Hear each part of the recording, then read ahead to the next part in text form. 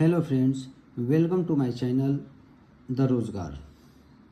जैसा कि दोस्तों आप लोगों को पता है कि आजकल एक मामला बहुत ही सोशल मीडिया पे वायरल हुआ है और वह है डबल डिग्री का।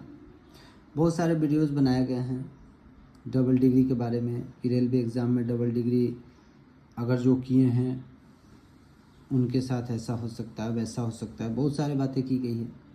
आज के परिवेश में ऐसा स्थिति है कि ये जो वीडियोस वाले लोग हैं, खासकर यूट्यूबर लोग, अपने व्यूज़ के लिए चक्कर में इतना ज़्यादा स्टूडेंट्स को इरिटेट कर दिए हैं कि सारे स्टूडेंट जो हैं वह फ्रस्ट्रेशन का शिकार हो गए हैं। किसी को भी कुछ पता नहीं है कि क्या करना है। कोई कुछ बोल रहा है, कोई कुछ कह रहा है। इस कारण से आज बहुत सारे स्टूडेंट्स हैं जिनको समझ ही नहीं है कि हम फॉर्म भरें या न भरें या क्या करें। तो ऐसी सिचुएशंस में शायद आप लोगों के लिए मेरा वीडियो बहुत ही हेल्पफुल रहे, तो एक बार इसे ज़रूर देखें। दोस्तों, आज हम लोग बात करने वाले हैं रेलवे में डबल डिग्री के बारे में। बात तो सही है, आप लोग को भी पता है कि डबल डिग्री जो है वो तो देखा जाए तो लीगल तो है नहीं, वो इनलीगल है। लेकिन अब बात किया जाए कि जो कर लिया है वो आखिर क्या कर सकता है। तो देखिए, पहली बात है दोस्तों कि यदि मैट्रिक और आईटीआई, मैट्रिक के बाद आप आईटीआई किए हैं तो आप एएलपी भरेंगे, निश्चित है। एएलपी भरे भी हैं, ग्रुप डी भी भरेंगे, आने वाला है उसका वैकेंसी, और टेक्नीशियन भी भरेंगे। ये डाटा रेलवे के पास आपका है, मैट्रिक और आईटीआई। अब नेक्स्ट बात करते हैं, बिल्कुल एकदम स्पष्ट बात करेंगे और उसको आप लोग समझेंगे। मैट्रिक और आईटीआई पर आप लोग एएलपी भर चुके हैं, टेक्नीशियन भर चुके हैं, ग्रुप डी भरेंगे, ठीक। अब आगे बात करते हैं कि यदि आप 10+2 के साथ, बहुत सारे बच्चे हैं जो मैट्रिक के बाद 10+2 करते हैं और 10+2 के बाद उसी 10+2 के साथ ही आईटीआई कर लेते हैं। जब 10+2 के साथ आप आईटीआई कर लेंगे तो ये तो हो गया डबल डिग्री, यानी एक साथ दोनों डिग्री आप किए हैं। तो उस स्थिति में क्या होगा?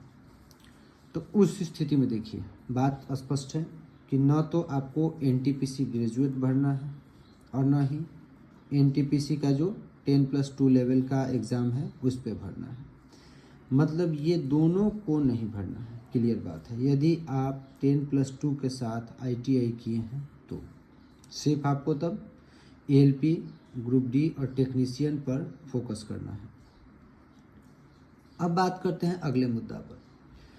अगला मैटर ये है कि यदि आप मैट्रिक किए, मैट्रिक के बाद 10+2 किए, 10+2 के बाद आपने ग्रेजुएशन करना शुरू किया और उसी क्रम में आपने आईटीआई भी कर लिया रेगुलर से, तो ये दोनों डबल डिग्री हो गए। तो उस स्थिति में आपको घबराना नहीं है, बात क्लियर है। एनटीपीसी आप ग्रेजुएट पोस्ट को नहीं भरेंगे, लेकिन आप इंटर लेवल के टीसीसीसी को ज़रूर भरेंगे, क्योंकि आपका जो आईटीआई का टाइमिंग है वो ग्रेजुएशन के साथ इंक्लूड है। तो ग्रेजुएशन के सर्टिफिकेट वाले फॉर्म को नहीं भरेंगे, लेकिन आप जो 10+2 पर निकला हुआ है टीसीसीसी, उसको आपको भरना है। वो फॉर्म आप भर सकते हैं, इसमें कोई भी संदेह नहीं है।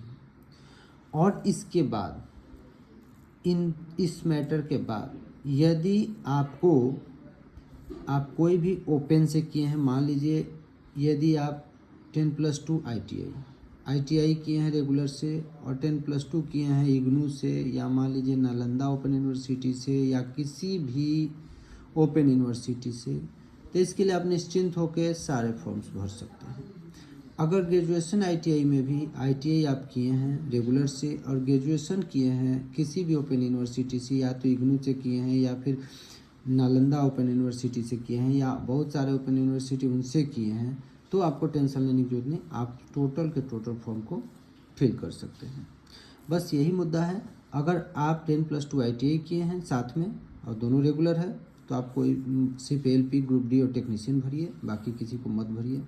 लेकिन यदि ग्रेजुएशन प्लस ITI किए हैं तो आप उस स्थिति में इंटर लेवल वाला जो TCCC का फॉर्म आया है वो आप निश्चिंत ही भर सकते हैं, इसमें कोई संदेह नहीं है। ठीक है, तो फ्रेंड ये जो है आपको एक सजेशन है कि ताकि आप लोग को कुछ हेल्प मिल सके, और अब फॉर्म भरना ना भरना है तो आप ही लोग पे डिपेंड करता है।